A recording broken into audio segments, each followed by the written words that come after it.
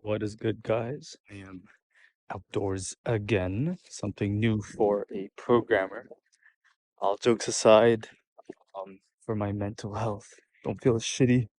So let's try to do that as much as possible. Nonetheless, today's gonna be a little bit of a different video. I usually strictly talk about programming in the sense of learning things. For example, like I do tutorials and stuff like that. But this video will be more so about the importance of rest and taking breaks while programming.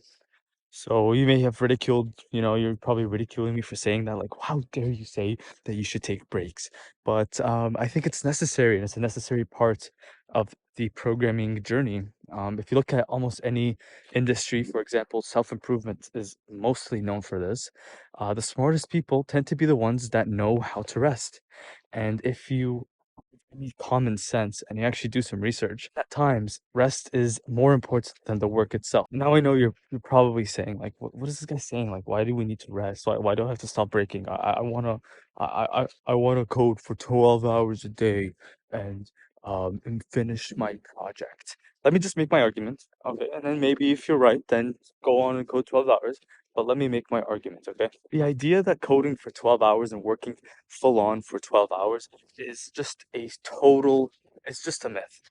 No one in their right mind is able to do 12 hours of actual productive focused work. What people like myself used to do is think that that was true. We think that, okay, I'll code for 10 hours a day and be super productive and get this project done.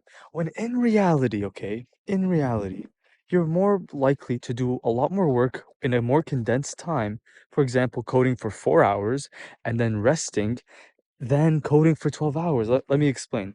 So, someone that's coding for 4 hours, look what he's doing, okay? He is so focused for 4 hours. He's so dialed in because he knows this is only 4 hours that he's gonna do the best work possible. And in the book Deep Work by Cal Newport, he talks about the importance of a set time of deep work rather than shallow work. And he talks about how the people who go to 9 to 5s and work like 8 hour shifts, in reality, they're really working like 2 hours out of the day because of a bunch of distractions and shallow work. So when I mean 4 hours, I'm not saying the regular distracted, unfocused work. I'm talking about 4 deep focused hours.